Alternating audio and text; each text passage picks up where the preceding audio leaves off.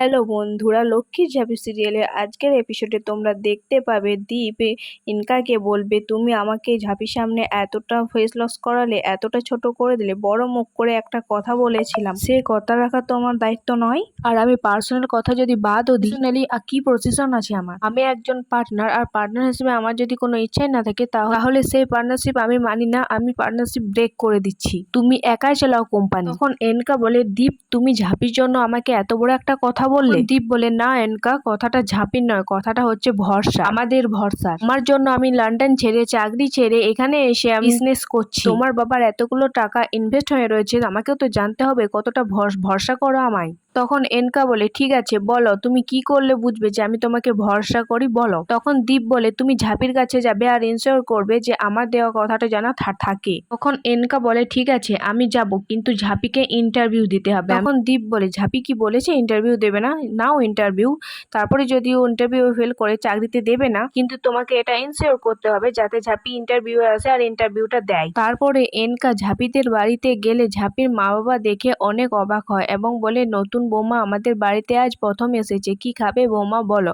তখন এনকা বলে, আমি এখানে কিছু খেতে আসিনি, আমি ঝাঁপির সাথে কথা বলতে এসে। তখন ঝাঁপির মা বলে, ঝাঁপি যা, বৌমাকে ঘরে নিয়ে যা, বলে যাও তোমরা কথা বলো। তারপর ঝাঁপি এনকাকে বাড়িতে নিয়ে যায়। তারপর ঝাঁপির মা ঝাঁপির বাবাকে বলে, দীপ ঝাঁপিকে মানা করে দিচ্ছে, সেজন্য হয়তো বৌমা ঝাঁপিকে মানাতে এসেছে, তোমার মেয়ে যদি এবার না বলে দেয় আমি কিন্তু তোকে জবাব নেব। শোনো, আজকে যদি ঝাঁপি বৌমাকে ফিরিয়ে দেয় না, ওর কপালে কিন্তু দুঃখ আছে। ঝাঁপির বাবা বলে, দেখো না কি হয়। আর এইদিকে এনকা ঝাঁপিকে বলে, সরি ঝাঁপি, তখন আমি ইমোশনাল হয়ে যে কথাগুলো বলেছিলাম মাইন্ডে নিও না, তুমি কাল অফিসে এসো। হ্যাঁ। তখন ঝাঁপি বলে, তোমাকে দীপদা জোর করে পাঠিয়েছে? তখন এনকা বলে, আমাকে কেউ জোর করেনি ঝাঁপি, আর দীপের সঙ্গে আমার সম্পর্কটা জোড়াজোড়িরই নয়। দীপ আর আমার ইকুয়েশনটা না তুমি ঠিক ধরতে পারবে না, আর ধরতে পারার কথাও নয়, বরং দীপ আমার চোখে আঙ্গুল দিয়ে সতটা বুঝিয়ে দিয়েছে, বুঝলে তো। দীপ না আমাকে বোঝালো। দীপ বলল, আমি তোমাকে নিয়ে একটু বেশি ইনসিকিউর হয়ে যাচ্ছি, একটু বেশি প্রেশার নিয়ে ফেলছি। আর সত্যি তো, তোমাকে নিয়ে আমার এতটা ইনসিকিউর হওয়ার কোনো দরকারই নেই। দীপ আমাকে এই নিয়ে বকলো, জানো কে এই ঝাঁপি? হ্যাঁ, একসময় আমাকে প্রপোজ করেছিল, কিন্তু তাতে কি, তাকে তো আমি কখনো হেই বলিনি, তার প্রতি তো আমার কোনো ফিলিংসই নেই। আমি তোমাকে ভালোবাসি, তুমি আমার হবু বউ এনকা, তুমি ওকে নিয়ে ইনসিকিউর হচ্ছ। ওর বকাটা খেয়ে আমার খেয়াল হলো, জানো তো, যে কিসব ছেলে মানুষই করছিলাম আমি। তখন ঝাঁপি বলে যে, দীপদা আমাকে নিয়ে তোমাকে এত এক্সপ্রেশন দিয়েছে, এটা শুনেও আমার ভালো লাগলো। তবে কি কথাগুলো তুমি আমাকে বলছো নাকি নিজেই কনভিন্স করছো? আমার নিজেকে কনভিন্স করার কোনো দরকার নেই ঝাঁপি, আমাদের বন্ডিংটাই আলাদা। দীপ কখনোই আমাকে ছেড়ে যাবে না ঝাঁপি, তুমি কি তোমাদের বন্ডিং শোনাতে আমাদের বাড়িতে এলে প্রথম? তাহলে অন্যদিন এসো গো, আমার এত এক্সপ্লেনেশনের দরকার নেই। তখন এনকা বলে, আমার দরকার আছে, কারণ তোমার জন্য আমি দীপকে ভুল বুঝেছি, তোমার মতো একটা সাধারণ মেয়ের জন্য আমি আমার দীপকে ভুল বুঝেছি। তবে কি জানো, তোমাকে না দীপ ফেভার করে, আর শুধু ফেভার করে বলে তুমি এত সহজে চাকরিটা পেয়ে যাবে এটা আমি কিছুতেই হতে দেবো না। তোমাকে ইন্টারভিউ দিতে আসতে হবে, আর এখনকার কম্পিটিশনের যুগে তোমাকে কম্পিটিশন করেই তোমাকে চাকরিটা পেতে হবে। আর দীপের কাছে তোমার খুব নাম শুনেছি যে তুমি অঙ্ক নাকি খুব ভালো পারো, যন্ত্রের থেকেও খুব ভালো পারো। তা কালকে কিন্তু দয়া করে অফিসে চলে এসো ইন্টারভিউ দেওয়ার জন্য।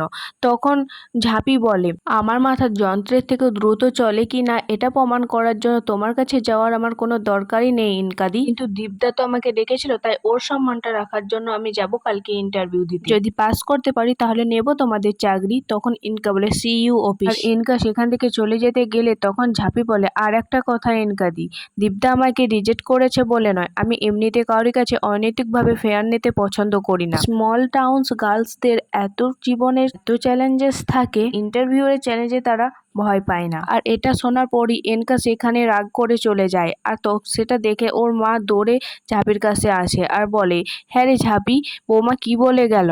ঝাঁপি বলে, কাল ইন্টারভিউ দিতে দেখেছে। তখন ঝাঁপির মা বলে, তুই যাবি তো মা? হ্যাঁ মা যাব, কাল যেভাবেই হোক এই ইন্টারভিউটা আমাকে ক্র্যাক করতেই হবে। তারপর পরের দিন দেখা যায় দীপের বোনেরা রাস্তায় দাঁড়িয়ে থাকে পুজোর থালি নিয়ে, আর ওদিকে তারপরেই ঝাঁপি সাইকেলে করে চলে আসে, আর ঝাঁপিকে দেখে তারা অনেক খুশি হয়ে যায় এবং পুজোর থালা তার মাথায় ঠেকিয়ে দেয় এবং আশীর্বাদ করে। পরে ঝাঁপি সেখান থেকে চলে যায় সোজা অফিসে। আর সোজা অফিসে যাওয়ার পর অফিসের দারোয়ান তাকে আটকায়।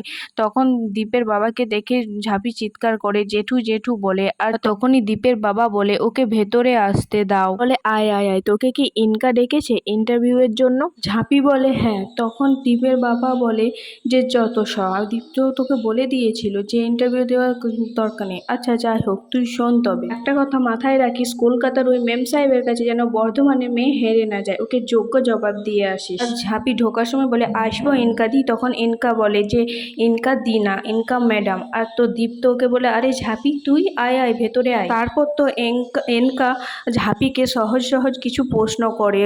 তারপর এগুলো শুনে তো দীপ মনে করে এনকা এত সহজ সহজ ঝাঁপিকে প্রশ্ন ধরছে। তারপর আস্তে আস্তে ঝাঁপিকেও কঠোর থেকে কঠোরতর প্রশ্ন ধরতে থাকে। ঝাঁপি সবগুলোরই উত্তর দিয়ে দেয় এবং চাকরিটা সে পেয়ে যায়। আর এটা দেখে তো দীপ অনেক খুশি হয়, সাথে তার দীপের বাবা ভাই সবাই বোনেরা সবাই মিলে খুশি করতে থাকে, আনন্দে ওরা নাচতে থাকে।